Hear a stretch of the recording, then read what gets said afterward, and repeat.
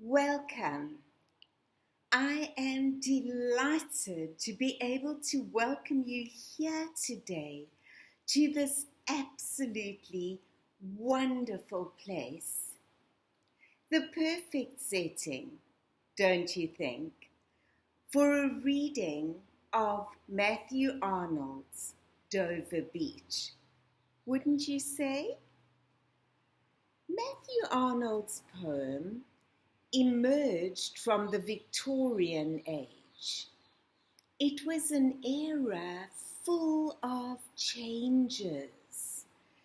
There were great industrial changes. It was the age of industrialization, after all.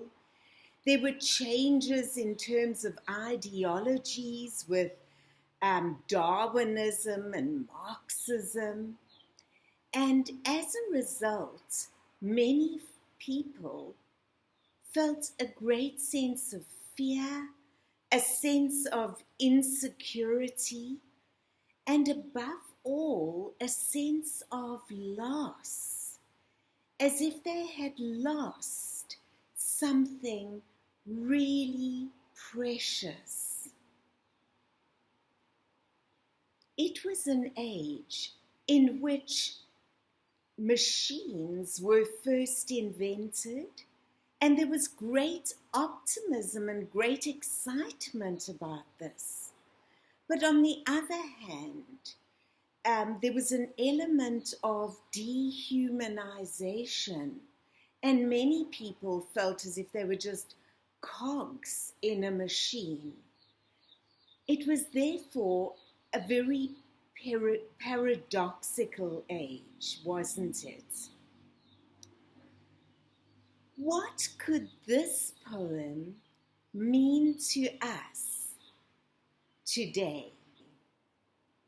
Well, let's find out. Let's read the poem.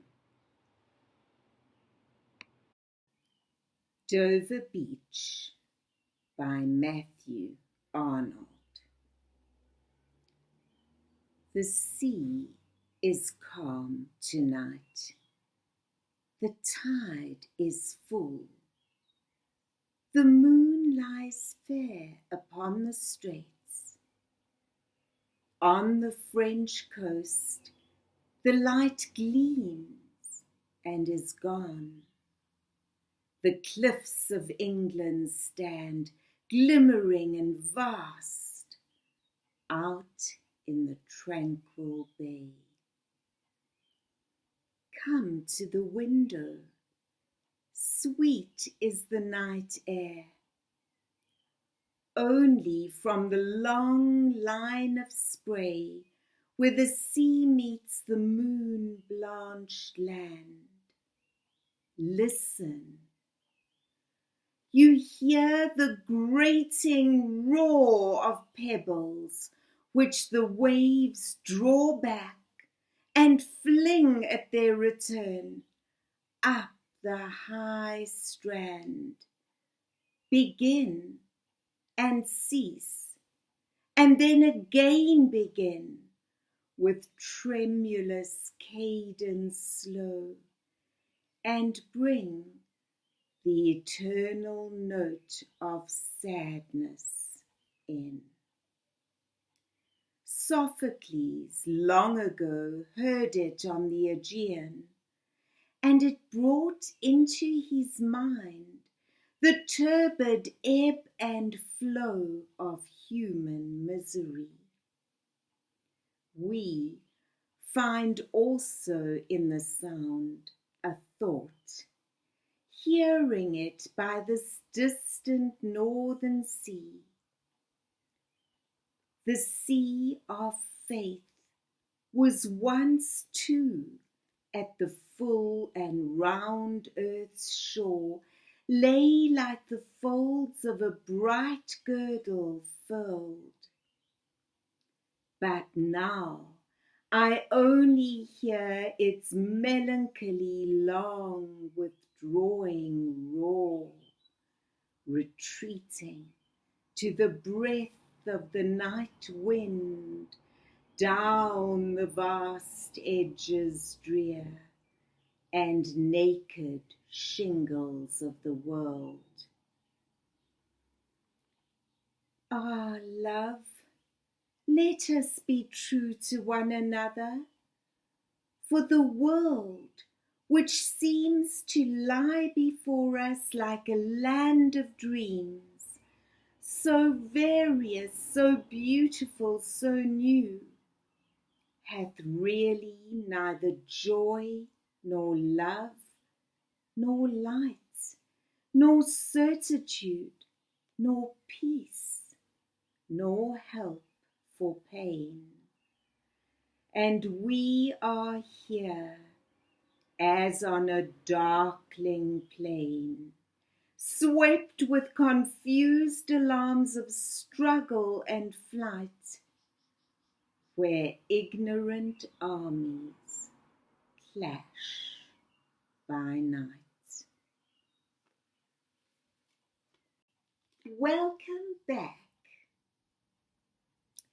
Dover Beach was written in 1851 when Matthew Arnold was 29 years old, just married, and on honeymoon in Dover.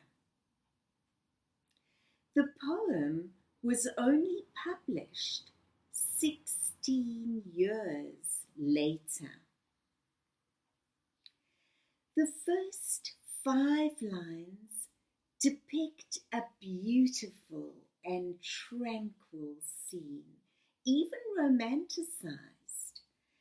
There is an exquisite stillness as the moon glimmers on the tranquil bay. He calls his love to the window. Come to the window. Sweet is the night air. Yet, in the next 8 lines of stanza 1, the scene is infused with fear or horror as the sea meets the moon-blanched land.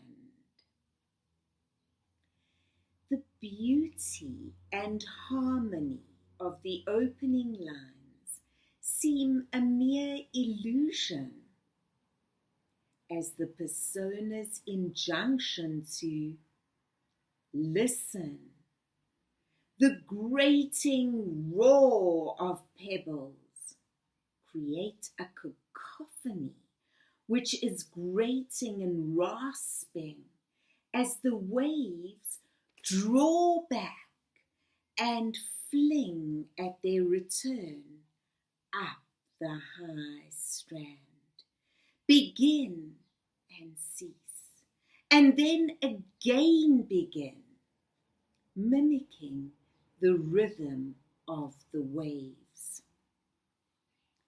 The helplessness of the pebbles, repeatedly caught up in the chaos of the waves, and the agonized roar as the process is repeated endlessly,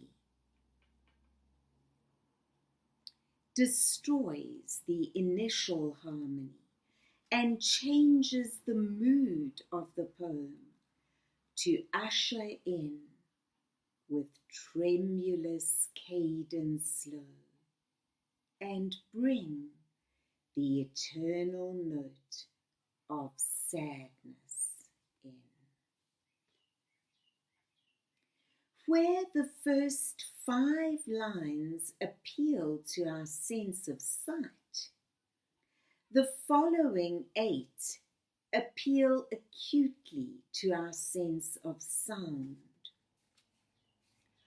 From the endless and repetitive roar, as the pebbles are drawn back and up into the waves and flung onto the shore in an endless cycle, to the tremulous cadence, the quivering, slow sequence of notes that seems to connote an ending, as it exquisitely and poignantly conveys the eternal note of sadness.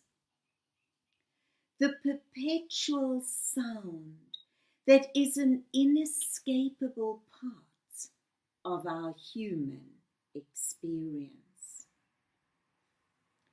The short stanza in stanza 2 moves from the personal melancholy of the persona in the present to the past, where Sophocles himself, writer of ancient, famous Greek tragedies, heard the eternal note of sadness on the Aegean, and it brought into his mind the turbid ebb and flow of human misery. It's as if nothing can quell the surges of sadness and misery that have always afflicted and will always afflict human beings. It is as if the grating roar of human misery that further inspires a thought in the persona, hearing it by the distant northern sea. It is as if thoughts of sadness, misery, and oppression are amplified geographically, extending from the North Sea to the Aegean and finally to encompass the world. His mind turns to the sea of faith, was once too at the full and round earth's shore, lay like the folds of a bright girdle furled. But religion, not merely Christianity, but faith, belief in God, trust in one's fellow man, honesty, sincerity, loyalty. These solid values once lay like the folds of a bright girdle furled, encompassing the full and round earth's shore, bringing hope and protection. This poem conveys an intense sense of loss. What happens when these values are hopelessly transient? When you feel displaced, out of joint, no longer at home in a cold world. But now I only hear its melancholy long withdrawing roar, retreating to the breath of the night wind down the vast edges drear and the naked shingles of the world. The tide of belief is withdrawing. It is retreating with a melancholy long withdrawing roar to the icy breath of the night wind. The image of this dark and monstrous night wind breathing frigidly down the vast edges drear and naked shingles of the world, implies that human beings are left at the mercy of a cold world, exposed, vulnerable, hopeless, and without support or protection.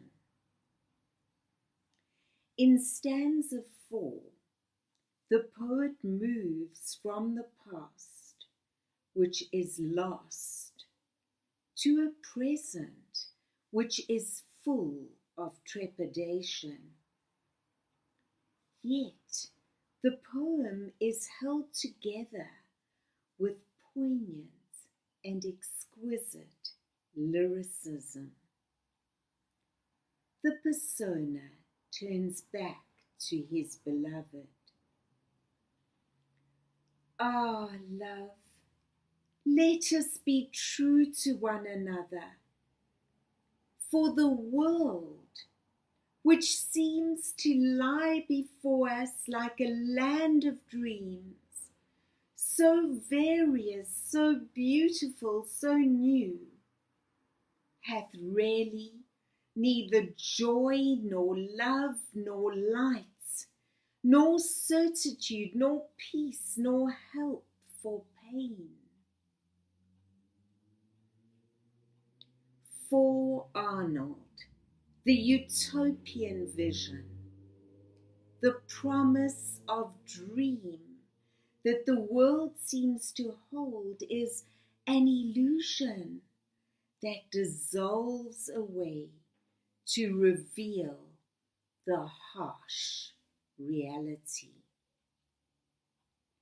The only glimmer of hope for the future lies in the lovers being true to one another. It is as if they are left clinging to each other on a darkling plain, swept with confused alarms of struggle and flight, where ignorant armies clash by night. The word darkling is an interesting one. It is a word I have explored before on my channel in the reading and commentary of the poem Ode to a Nightingale by John Keats. Keats was grappling with the idea of mortality whilst going through the agonizing process of nursing his brother to his death.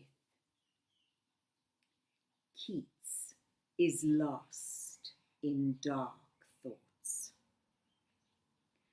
Darkling I listen, and for many a time I have been half in love with easeful death. His mind attempts to transcend the horror of death and the limitations of life. Multiple fleeting sensations suggest that escape is impossible, and his dark thoughts center on death. Keats can only be half in love with the idea of easeful death, as he wrestles with his love of life, conveyed in his desperate cry, "Thou wast not born for death, immortal bird," as dark thoughts invade his mind. In Dover Beach, the word darkling conveys the idea of the plain or battlefield where the lovers find themselves slowly growing darker. The word darkling is also used metaphorically to suggest Arnold's dark, bleak, and cynical vision of the world.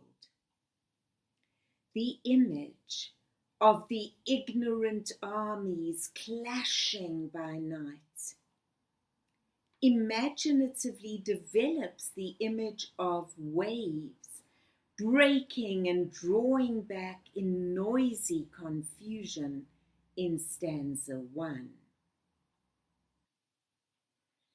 We will each have our own interpretation of the ignorant armies that clash by night, our own vision of the metaphorical darkness of our world. Could it be racism, sexism, greed, lack of integrity? The poem leaves us with a sense that we desperately need to re-envision the world. Arnold suggests that personal relationships give meaning to life, and that poetry conveys truths. Perhaps these are the elements out of which we can begin to weave a new vision for our world. Please remember to click the bell below and subscribe, and visit me at my website formuse.org below.